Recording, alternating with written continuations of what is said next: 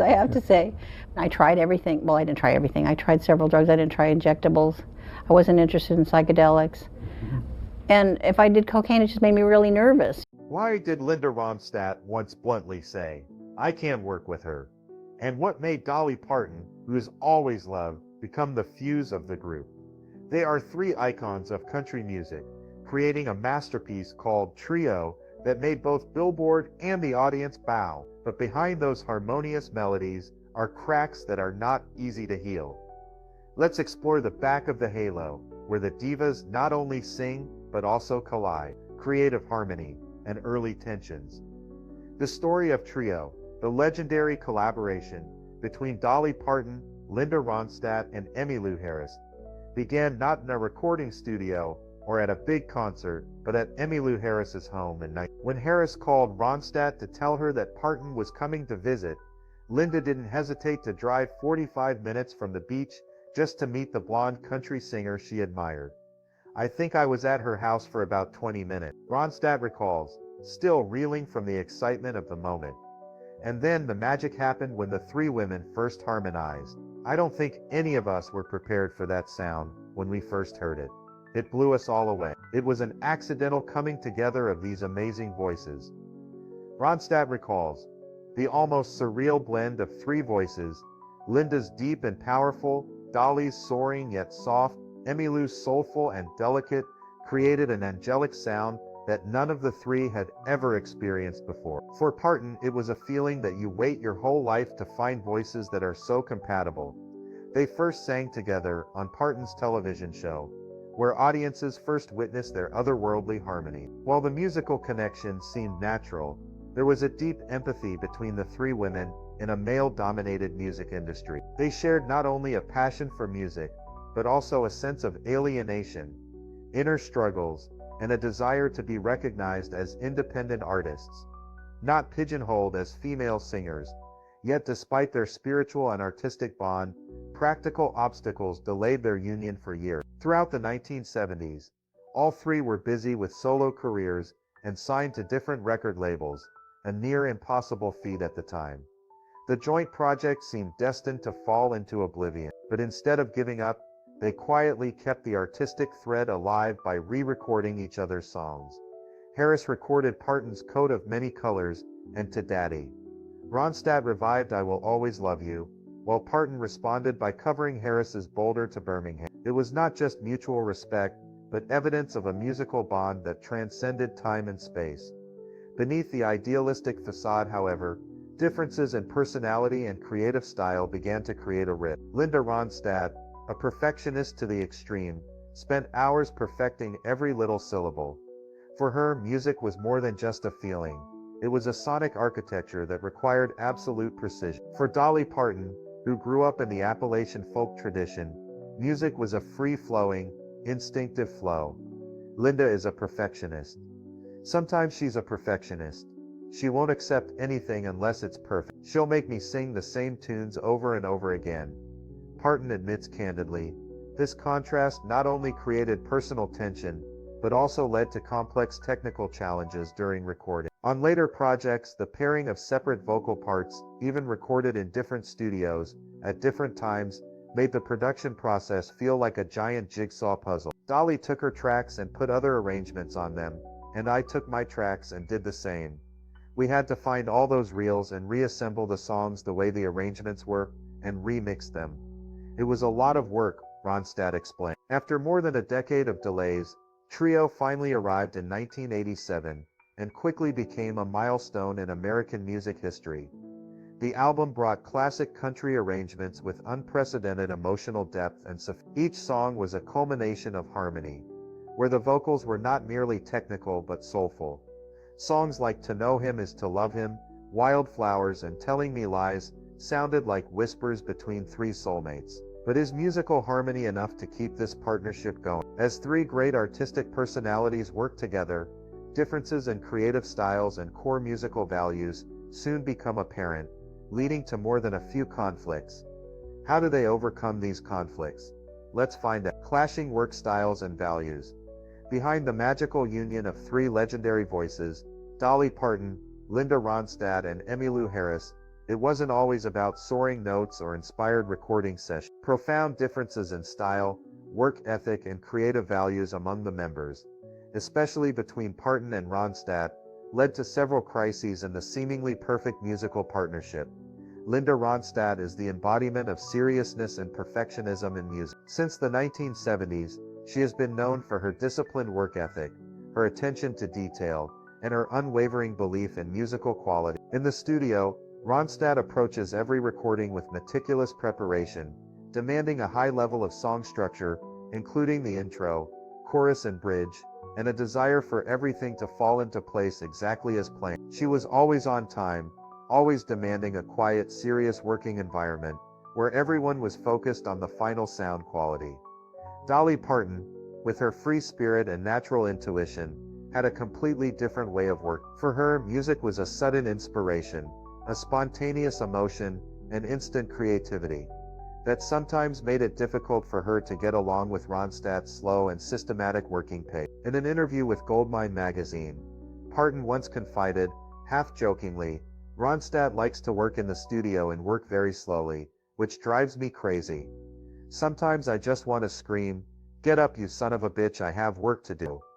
A sharing that partly revealed the simmering frustration during their recording sessions. The contrast was not only in the speed of work but also in commitment and responsibility. During the making of Trio 2, their second collaborative project, tensions escalated as Parton frequently canceled scheduled recording sessions. In one instance, Linda Ronstadt and Emmylou Harris were all set to begin recording, but Parton unexpectedly faxed the night before, saying she had to cancel because of another promotional issue. Ronstadt recalls bitterly, "I was there, Emmy was there, and then Dolly sent us a fax, saying she had an emergency and had to leave for 10 days. That was $20,000 each time.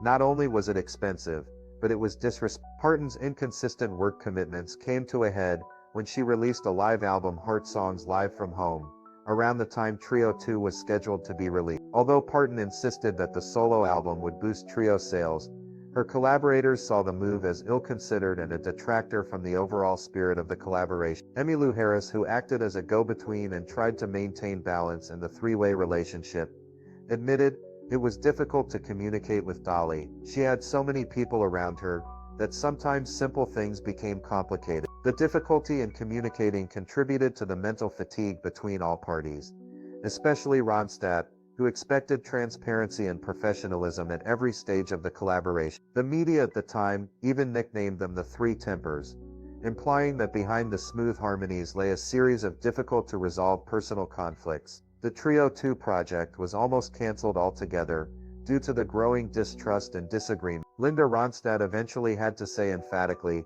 "I couldn't work with her. She wasn't trustworthy." For her part, Parton later looked back on those days with a bit of humor, but also a touch of bitterness. "I realize now that we were just a bunch of old, difficult, stubborn women in our 50s, going through mood swings as our lives changed." Behind the jokes, however, was an undeniable truth.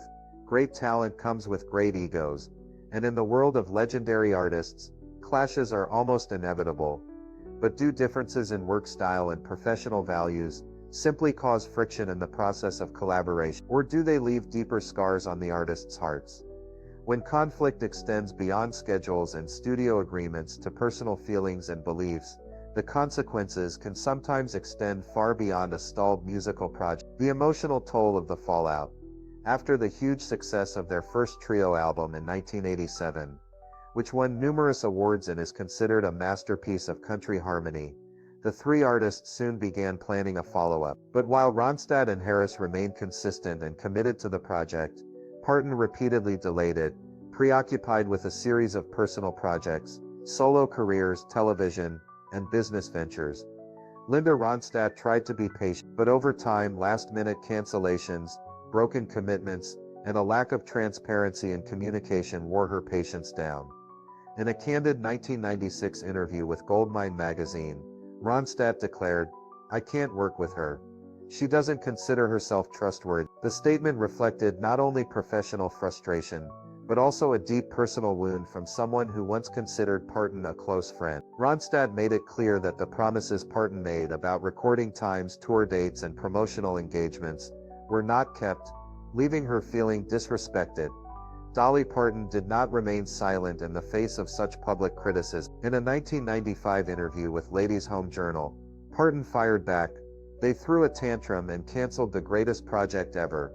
I felt hurt, offended, burdened with guilt. I could have kept my promise, but my promise wasn't good enough for them." However, just a year earlier in her 1994 memoir Dolly, My Life and Other Unfinished Business, Parton had expressed remorse. She wrote that she had too much iron in the fire, a euphemism for her fast-paced, multitasking lifestyle, and admitted that it led to her sometimes burning herself out. In Parton's eyes, this was not a lack of respect, but an inability to keep everything she had planned. That line, "I have so much iron in the fire, sometimes I burn my ass," was later recalled by Ronstadt as a testament to Dolly's candor and humor, but also as a heartfelt confession of responsibility for the group's breakdown. While Ronstadt and Parton were on opposite sides of the emotional divide, Emmylou Harris stood in the middle as an unwilling mediator. She was the one who rarely spoke out publicly, but it was her calmness and sincerity that helped keep the relationship from falling apart completely. Harris later shared, "When Trio 2 was finally released in 1999, it was great to finally get a chance to release a record, but it was even better to get to talk to each other again." That simple yet powerful statement reflected the relief and gratitude that the three old friends could talk again, after years of communicating only through their managers and lawyers. It was years later that the three finally sat down together, not as musical partners but as women who had bonded, hurt, and grown together. "We apologized," Ronstadt later said. Parton, in her trademark wry way, added, "Then we all got in a room and they kicked the crap out of me. They beat me up and I begged for forgiveness. We just talked, we were like family. No one held grudges. No one rehashed their mistakes." The three found solace in a musical sisterhood that had been fractured, but never completely broken. Although Trio 2 was completed in 1994, the album was not officially released until 1999. As they promoted the album together, the three great women no longer mentioned their arguments, but referred to each other with affectionate names like sisters and friend. Ultimately, the relationship between Parton, Ronstadt, and Harris is proof that even the most strained professional relationships can be healed if there is genuine love and respect. Although the emotional wounds that drove them apart, can those conflicts overshadow the artistic value they created together? When all the wounds gradually subside, what remains after all is music. A brilliant legacy called Trio. Legacy of the trio decades after their initial release, the collaborative albums of legendary female artists, Dolly Parton, Linda Ronstadt, and Emmylou Harris, have not only become icons in American music history, but also left a deep impression on country and folk music fans around the world. The emotional and subtle harmony of the voices, with distinct personalities but perfectly complementing each other, has created a resonance effect that no single artist can achieve, making this trio an irreplaceable icon in traditional music. Their first album, Trio 1987, marked an important turning point both artistically and commercially. Not only was the album well received by critics for its raw, simple yet soulful acoustic sound, a breath of fresh air and a departure from the glossy digital country music that was common in the 1980s, but it was also a huge commercial success, selling over 5 million copies worldwide. Its success was evident in the album holding the spot on the Billboard Country Music chart for 5 consecutive weeks, and it was nominated for Album of the Year at the Grammys, competing with pop heavyweights like Michael Jackson, Whitney Houston, and U2, a rarity for a traditional music product. Following that resounding success, the album Trio 2 was released in 1999, although recorded in 1994, but was delayed due to complicated contract disputes between record labels and the busy schedules of each artist. The album still maintains its artistic quality and won another Grammy for Best Country Collaboration with Vocals. This is considered a clear testament to their determination to maintain traditional sounds and artistic quality in the context of country music, gradually being influenced by modernization and commercialization. These collaborations are also considered by music historians as an important bridge to help maintain and develop neo-traditional music, deeply influencing future generations of country music artists. However, a sad reality has significantly affected the trio's legacy. Linda Ronstadt, due to her long battle with Parkinson's disease, is no longer able to sing. She once shared frankly, "No one can sing with Parkinson's disease, no matter how hard you try." This makes Ronstadt's contributions so precious and irreplaceable, adding to the emotional depth and appreciation of what they created together. Looking back on their collaboration, Ronstadt still has a deep respect for the work the three of them created. She once remarked that the group tried to pick songs that we loved so much that if we couldn't do them we'd get sick.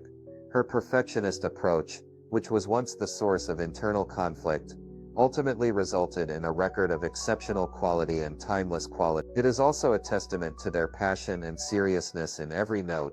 Over the years, the professional relationship between the three artists has transcended any tension, developing into a deep bond that feels like that of close sisters. Dolly Parton once said, "I love these girls like sisters, and what we did as the trio will live on long after we're all gone." This statement not only reflects sincere feelings but also demonstrates the power of music to unite people, overcoming all personal differences to create something extraordinary. In 2016, the trio continued to celebrate and honor their musical legacy with the release of the Complete Trio Collection, a comprehensive 3-disc set that includes remastered versions of both albums along with a wealth of previously unreleased material. This is a treasured gift for fans, allowing them to experience the hidden gems that Emmylou Harris once described as beautiful, but for one reason or another, never made it onto the original releases. The collection not only recreates an emotional musical journey, but also helps younger generations better understand the trio's influence and artistic merit. The trio's far-reaching influence extends far beyond the past, to generations of modern female artists. Groups such as the Highwomen, Pistol Annies and Boy Genius have all been inspired by the powerful collaborative spirit that the trio pioneered. Boy Genius even often chose to perform in outfits reminiscent of trio's iconic album covers, as a subtle yet meaningful tribute. What moment or song from the trio albums featuring Dolly Parton, Linda Ronstadt and Emmylou Harris together resonates with you the most? Why? Please share your thoughts in the comments section below. We would love to hear from you. And don't forget to like the video and subscribe to the channel for more interesting updates. Thank you and see you in the next video.